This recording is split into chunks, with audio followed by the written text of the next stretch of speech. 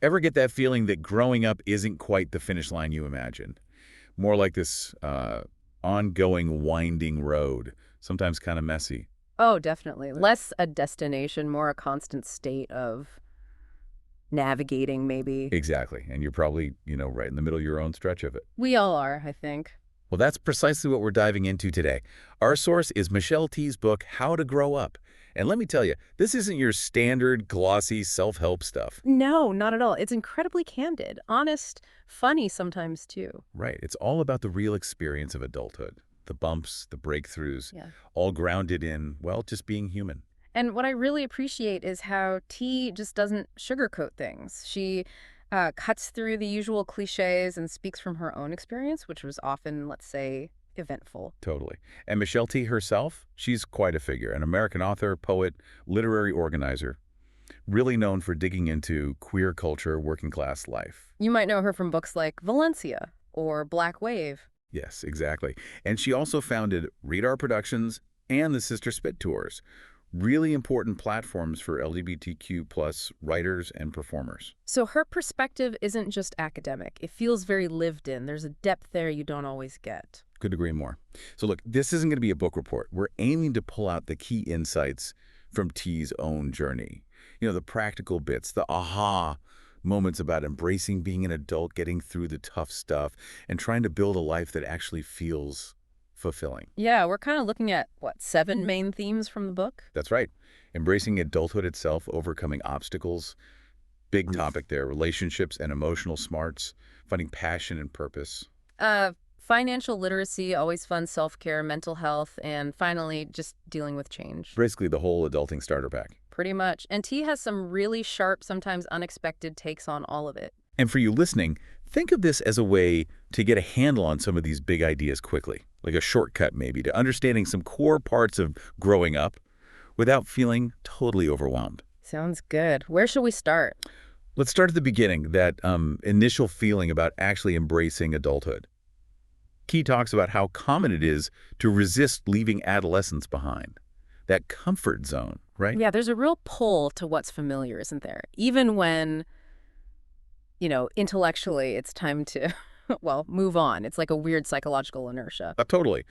And a huge turning point she brings up is that often harsh realization about needing financial independence. Oh, yeah. For her, it wasn't some abstract goal. It was forged through actual struggles and, as she admits, some pretty questionable choices along the way. It's that moment the safety net just isn't Yeah. there anymore. Or you realize it was never as strong as you thought. Exactly. And that can be a real wake-up call. Uncomfortable, but powerful. Definitely a catalyst. She also traces this really interesting shift in how she saw relationships. Moving away from those idealized, maybe romanticized views. Towards something deeper, more sustained. Yes. Appreciating the messy reality of long-term connections. Really reevaluating family, friends, partners.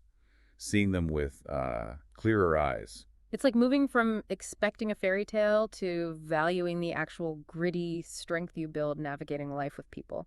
Dependability over drama, maybe? Good way to put it. And then there's this internal shift she describes. Accepting that you lose some of that youthful feeling of like infinite possibility, that invincibility. Right, the anything can happen feeling starts to fade a bit. But interestingly, with that acceptance comes this unexpected sense of empowerment, clarity. Like, okay, now I can actually focus on what I really want to pursue. It's almost like letting go of the illusions frees up bandwidth for the real stuff. Yeah. You trade one kind of dream for something more achievable, maybe, more grounded. Exactly. Okay, so let's be real. Adulthood isn't all smooth sailing. Yeah. Let's talk about overcoming obstacles because T is very open about this. Especially the financial side, right, as a freelance artist. Oh, absolutely. She talks about that constant anxiety, the financial instability. It wasn't just a challenge. It was like this baseline hum in her life Yeah. and the sheer resourcefulness it demanded. Taking on all sorts of jobs, right? Not always glamorous. Not at all, just pure grit sometimes. Yeah. It really highlights the less romantic side of, chasing a creative dream. Yeah, it's a good reminder that passion needs practical hustle, too. A lot of it. And then, naturally, the relationship stuff. Complex, sometimes painful dynamics, romantic, family. She doesn't hold back on the emotional turmoil. No, she doesn't. But what's key, I think, is her focus on self-reflection. Really digging into her own stuff, needs, boundaries, all that, and then balancing that with empathy and compromise when dealing with others. It makes sense. Often, the friction in relationships points back to something internal, doesn't it? So that self-awareness has to be the starting point. Definitely. And she emphasizes how those really tough times, the moments that feel like failure or despair, they aren't just things to get through. They're catalysts. Exactly. Catalysts for real growth, transformation. It's about finding the lesson in the mess and using it to move forward, maybe even change direction. Like turning lead into gold, almost. Reframing failure not as an end, but as information, something useful. Yeah, useful information. I like that. And she also mentions practical strategies, right? Things that helped her cope. Like therapy, self-help resources.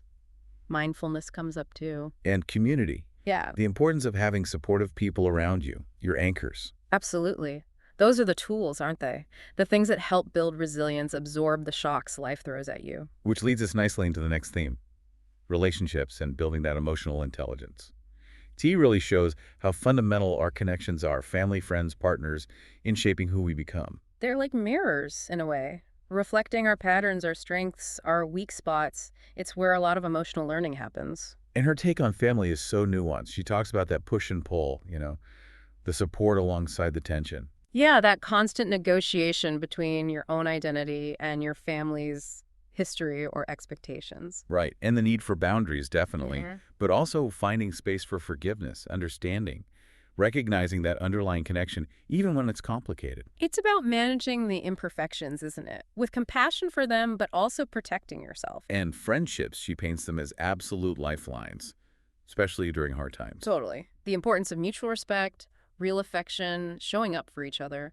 And she's realistic about how friendships change. Some fade, others deepen. And the wisdom of being kind of selective, surrounding yourself with people who actually lift you up. That idea of chosen family feels really relevant there, intentionally building that supportive network. Yes. And then romance. She Yeah. explores the highs, the lows, all of it. The intense beginnings, the sometimes difficult endings. But her main point seems to be about going into it with self-awareness, emotional maturity, like knowing yourself first. Yeah, communication is vital, obviously, but she also emphasizes self-love, independence, as the foundation for healthy intimacy. Makes sense. You can't really connect healthfully if you're not solid in yourself. Right. Exactly. Otherwise, you risk falling into codependency or other unhealthy patterns. You need that internal anchor. Okay, let's switch gears a bit. Finding your passion and purpose. T's story really shows this is, well, rarely a straight path. Oh, definitely not. Often winding, full of uncertainty, maybe trying lots of different things. Totally. She talks about dabbling, feeling a bit lost sometimes before finding what really clicked for her. And her own path through art, writing, activism, it's a great example. She shares the struggles, the setbacks. And how all of that, even the tough stuff, helped clarify what truly mattered to her, what felt meaningful. It's like through doing things, trying things, you start to notice what consistently engages you, what feels intrinsically rewarding. You find your flow. And she mentions how important being part of those underground art and literary scenes was. Yeah, the poetry readings, the zines, collaborations. It was in those communities that her writing passion really grew, which highlights how important it is to just participate, put yourself out there, and be patient with honing your craft. Passion often needs community to really take root and blossom, doesn't it? Getting support, inspiration. For sure. But she's also brutally honest about balancing the dream with, paying rent. Yes. The practical realities, financial obligations, boring day jobs. Exactly. She talks about unfulfilling work, low-paying freelance gigs, the need for planning, and just being adaptable when money's tight. It's that constant juggle for so many people, trying to integrate passion with practicality, finding ways to fund the dream.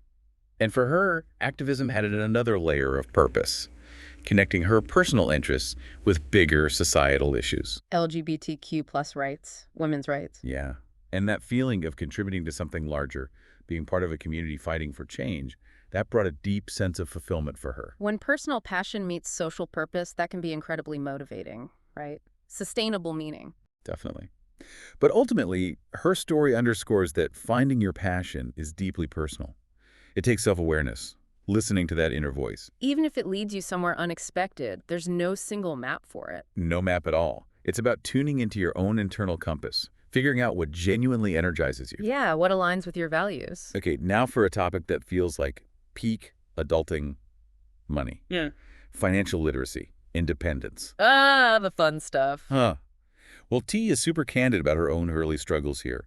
Lack of skills, instability, debt, anxiety, the whole package. It's a common story, unfortunately. Financial literacy isn't always taught well. So many learn the hard way. Painful mistakes. And one huge lesson for her was budgeting. Like, really tracking everything. Getting that clear, sometimes scary picture of where the money actually goes. Exactly. Not fun, maybe, but crucial for getting control. And figuring out where to cut back. Consistency, she says, is key for stability and just peace of mind. Budgeting gives you that sense of agency, right? Making conscious choices instead of just reacting. And then saving. She talks about shifting from being a spender to actively building a savings habit, even small amounts at first. It's the habit itself that matters most, building that cushion. Security, independence. Yeah, that buffer against the unexpected. It provides a real sense of freedom, she argues. Definitely. Planning for the future comes up too. Setting goals, prioritizing spending, trying to break that paycheck-to-paycheck cycle. Shifting from immediate needs to a more forward-looking view, investing in your future self. And she really stresses learning about money. Mm-hmm. Yes, learn from your mistakes, but also actively seek out resources. Books, workshops, talking to people who know their stuff. Right. She says that knowledge is empowering, essential really for long-term financial independence. Taking ownership of your financial education, it demystifies it all. Okay, shifting again, but related in a way. Hmm. Self-care and mental health. T is crystal clear. These are necessities, not luxuries. Especially now. In this crazy, fast-paced world, it feels more vital than ever. It's self-preservation, really. She talks about hitting that point of burnout, recognizing the stress.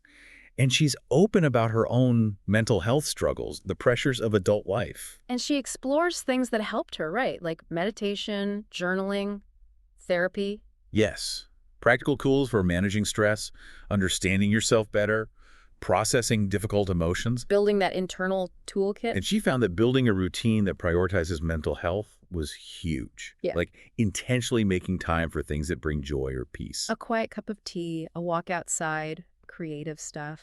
Yeah, those small, consistent actions. They add up, she says, make a real difference to overall well-being. It's like creating little islands of calm in the everyday storm. And community comes up again here. Friends, chosen families, support groups, having people who get it, who you can lean on. That sense of not being alone is so powerful, a real antidote to isolation. Absolutely. And finally, under this theme, she talks about self-compassion. Being kinder to yourself. Exactly. Treating yourself like you'd treat a friend. Letting go of harsh self-criticism, forgiving past mistakes. It's a fundamental shift that can really impact your mental state. Yeah, it helps you navigate the bumps with more resilience, less beating yourself up. Yeah. Last big theme, but it kind of ties everything together. Embracing change. Ah, the only constant, right? Pretty much. T emphasizes that change isn't just inevitable, it holds amazing potential for growth, for development. Life is change, so learning to navigate it well is pretty crucial. She admits she resisted it at first sometimes, clinging to the familiar. But she learned to accept, even embrace, the new possibilities change brought. Like leaving a bad relationship. Painful first, but open doors later. Exactly that kind of thing. It led to growth, a stronger sense of self. Often the things we fight hardest are the things that push us forward the most. It's funny how that works. And she points out change isn't a one-off thing. It's continuous. It requires ongoing self-reflection, adaptation. Her own journey, artist, writer, activist, shows that, right? Each shift needed adjustments, new perspectives. Totally. And by embracing those shifts, she found new strengths. It's about being flexible, willing to evolve as life unfolds. Cultivating that adaptable mindset. And she wraps up by saying, look, growing up is never finished. Personal evolution is lifelong. It thrives on adapting to change. It's not something to dread, but a natural, enriching part of being human. It keeps us learning, keeps us growing. Leads to resilience, deeper self-understanding. Exactly. That commitment to keep learning, stay open. That's what keeps life vibrant. So as we kind of wrap up this deep dive into Michelle T's How to Grow Up, the big takeaway for me is that growing up isn't this static endpoint. It's a process. Continuous, messy sometimes. But ultimately rewarding. Yeah.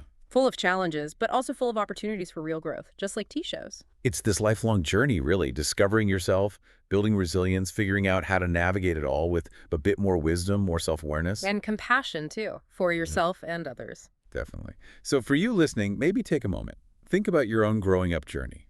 Do Michelle T's experiences ring true for you anywhere? Yeah, what insights from our chat or from her perspective kind of stood out?